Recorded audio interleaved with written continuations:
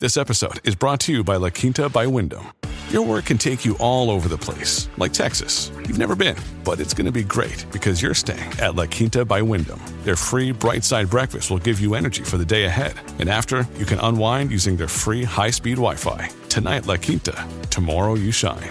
Book your stay today at lq.com. Dreaming of a better sleep?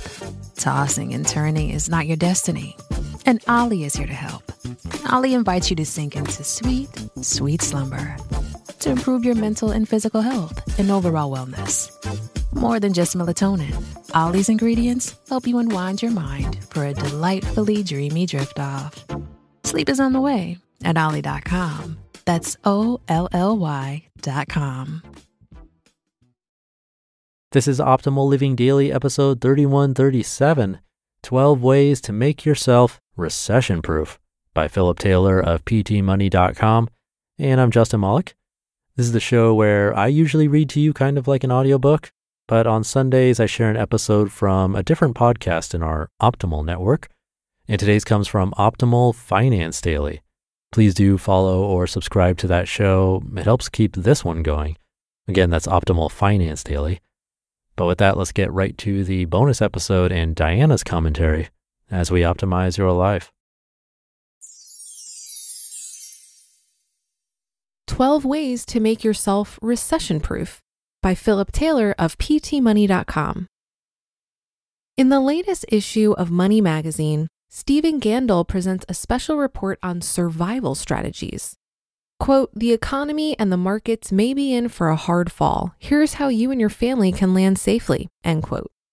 I thought I'd share the 12 points that the article makes as well as my comments on each. All this after the markets have had their best one-day gain in 5 years. Oh well, I think these points are applicable regardless of the outcome. Number 1, recessions. Learn the facts. Apparently, the last time we were in this kind of economic downturn was in the early 90s. The article states that it took about 3 to 6 months for the economy to turn around once it hit full recession. I have no idea what this current downturn entails, but if history repeats itself and we go into a recession, we'll be up and out of this thing before too long. I'm not going to panic, but I still think it's a good idea to brace yourself a bit. That's what the other 11 points are all about. Shore up your balance sheet. Number 2, stock up on emergency funds. In the article, it suggested that you move from a 3 months expenses emergency fund to the 6-month variety. I think more emergency cash is always better, so I'm all in favor of this move. If you can move towards more short-term savings, then do so. If you don't have an emergency fund, you should start today. Number 3, slim down the debts. It's always a good time to do this, but apparently even more so in a potential recession. When your stocks are flying high, you can afford paying a little debt interest, but not now. You can read more about how I paid off my high-interest credit cards on my blog. Shore up your portfolio. Number 4, regain your balance. It's easy to set your retirement savings on autopilot and just forget about it. Have you checked your 401k lately? What funds are you invested in? Are they properly balanced for someone your age? In my opinion, target date funds are a good way to make this happen. Number 5, venture carefully beyond our shores. 1/4 to 1/3 of your equity holdings should be in foreign stocks, says the author. That seems high to me. Again, I let my target date fund do the work for me here. Number 6, scared? Then embrace bonds. If you think we're still headed downward, then you may consider moving more of your portfolio into bonds. The author says to do this instead of trying to time the market with stocks. Work harder and smarter. Number 7, get to your company's core. Working on key projects for your company will apparently make you less likely to lose your job if times get tougher. Make sure you're generating revenue for your company.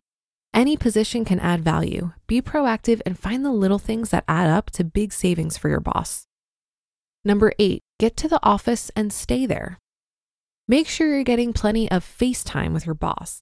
If you work from home often, consider stopping that practice for a while.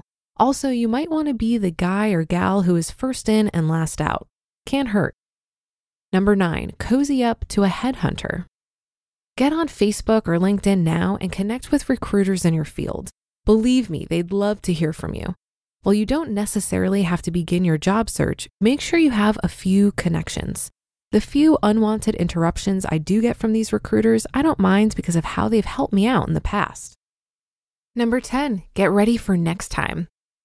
The author mentions laying the groundwork for an industry switch. Healthcare is now, and for a long time will be, a very hot field. Consider a career switch and begin investigating the path needed to get there.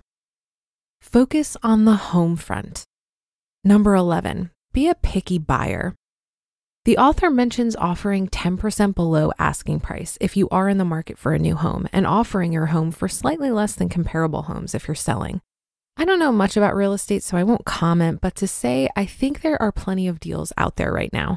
I wish I had a lot more cash in order to take advantage of some of the deals available. Number 12, and a savvy borrower.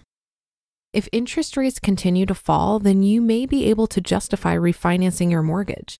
Apparently, the biggest savings may come on jumbo mortgages above $417,000.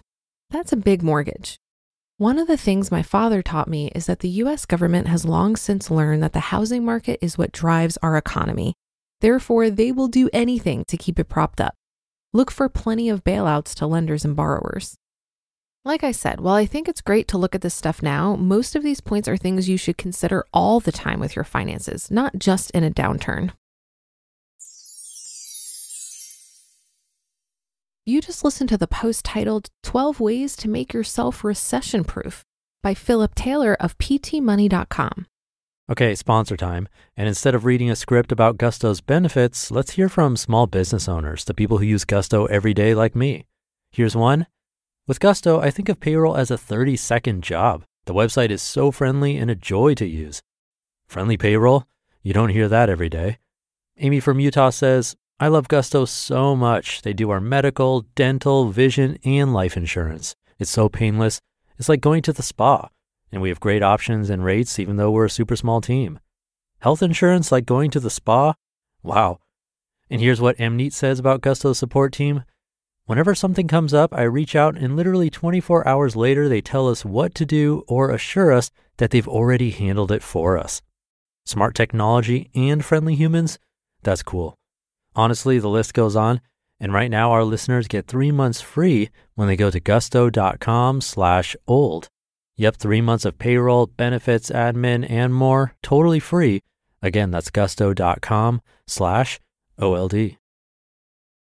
Okay, so I just want to point out that this article was written in 2018. What a simpler time it was back then, am I right? But most of the advice here applies anytime, during a recession, a pandemic, or when times are good. The thing is, even if the economy is booming, your own personal recession could happen at any time. A health scare, unexpected job loss, or other hit to your income is bound to happen at some point.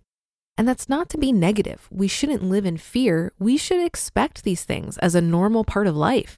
This is why we create financial safety nets for ourselves so that we're prepared for what life throws at us, good or bad. When it comes to my investment portfolio, I'd be hesitant to make any changes due to fear of a downturn. Remember, when we invest, we're signing up for the roller coaster ride. My strategy has always been to hold a year's worth of cash so that I can better tolerate the volatility of the market. And clearly this article was written when the housing market wasn't completely insane.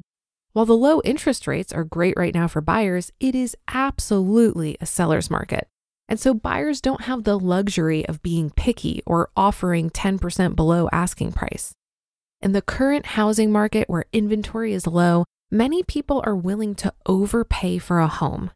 Nearly every article I've seen lately regarding real estate recommends to not buy right now if you can avoid it. But if you're going to go for it, don't be bullied into overpaying for something you really can't afford or settle for a home that may lead to buyer's remorse. Just like any other economic cycle, this seller's market won't last forever, so it may benefit you to hold off on buying a home right now. And that will do it for today. Have a great day and start to your weekend. Thank you for listening, and I'll be back here reading to you tomorrow, where your optimal life awaits.